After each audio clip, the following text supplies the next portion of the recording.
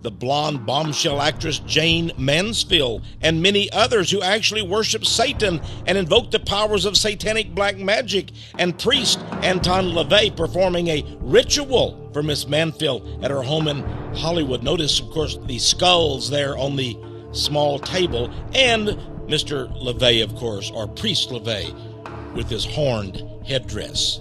He is the author of the Satanic Bible that even to this day is one of the top 5 bestsellers of all time and continues to be sold in bookstores across the world.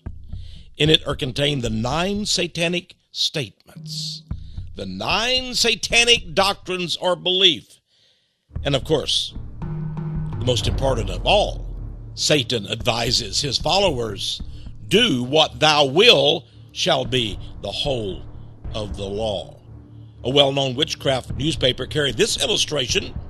Notice a picture of the great goddess and the horned god, Satan, and the pentagram star, and they're upholding the earth, and below, of course, the little cherub of love. Could it be their son? A occult organization put this ad in another magazine. Notice they're advising people manifest the world through magic. We have the cloven hoof god with the horns and his goddess, and again, the very symbols of Satanism. Throughout the world, we find evidences of this horn. Did you know that even the Ionic column, very common in architecture today, is actually based on a ram's head horn, the horns of a ram's head? This is a horned Celtic god that was once worshipped back in Germany before the time of Christ. In the British Isles, Cernunnos was a druid horned god of nature. Notice the incredible resemblance, of course, to the Hindu deities. But wait, we expect this from the ancient mystery religions. But notice this modern-day logo. Is this old man Satan? In 1990, Procter & Gamble filed lawsuits against anyone who dared to say that their corporate logo was a picture or image of the devil. Of course, there has been no evidence whatsoever that any of the officials of Procter & Gamble, one of the world's largest makers of soap and detergent and other household products, is affiliated with the Church of Satan. In fact, there is no evidence at all that any of the officials are Satanists or witches or have any connection with Satan.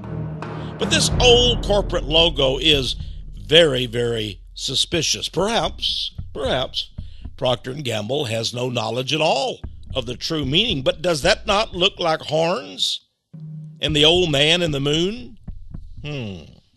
We can only wonder. It is always surprising when we find horned representations of the devil in churches. Here at St. Peter's Cathedral in the Vatican in the city of Rome, we find, well, this statue of Moses by the famous artist Michelangelo. But wait, do you see the horns coming out the head of Moses? Is there anything in the Bible, in the Old Testament, that tells us that Moses had horns? Could we call this simply artistic license? Or is there another hidden meaning? We can also visit another church in the continent of Europe. In the Pyrenees Mountains of France, there sits a small Catholic chapel near the quaint remote town of Rennes-le-Château. And outside the church, over the entrance, is a message to those who would dare enter this Catholic stone chapel. It reads, Terribilis est locus iste, which translated in English means, this place is terrible. There's also a skull and bone stone carving on the exterior of the chapel at Rennes-le-Château in France. What about the place is terrible? And what about the bizarre rumors, strange stories claiming that inside, hidden in Rennes-le-Château chapel, is a secret passage a literal entrance or opening to the fiery caverns of hell itself, located deep underground. What about these bizarre and macabre things? One thing we do know, as you enter the very door of this chapel at Rennes-le-Château, you find this statue of a horned black devil. He is carrying an ephah or basket, and above that are two small dragons, one of which has the head missing. Why would Catholic priest Bérenger Saunier install this diabolical statue far back in 1891? Why he did so is a mystery. Could it be that the rumors that this chapel is a portal to hell are true? And why would the Catholic Church not do something about this hideous, horned black devil in this supposed Church of God? Supposing you visit the fabulous city of London, England, you visit Hyde Park, you've heard so much about this marvelous public place, but wait! Confronting you, you will find this statue of Pan, complete with cloven hooves, horn, and beard. And to make the matters worse, it's part of a sculpture collection called The Family of Man by artist Jacob Epstein. How is it that the people of London, thought to be mainly Christian believers, so easily tolerate this idol of Satan himself housed within their very midst? Of course, England itself seems to be populated by many of the Freemasonic order.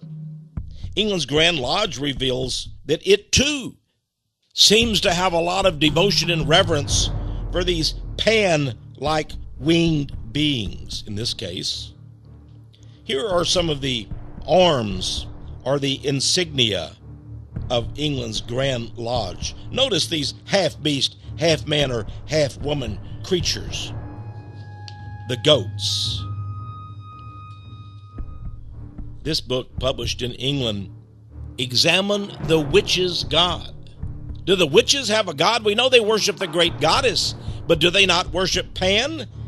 And is Pan not shown here on the very cover of this book, the witches' god? Indeed he is.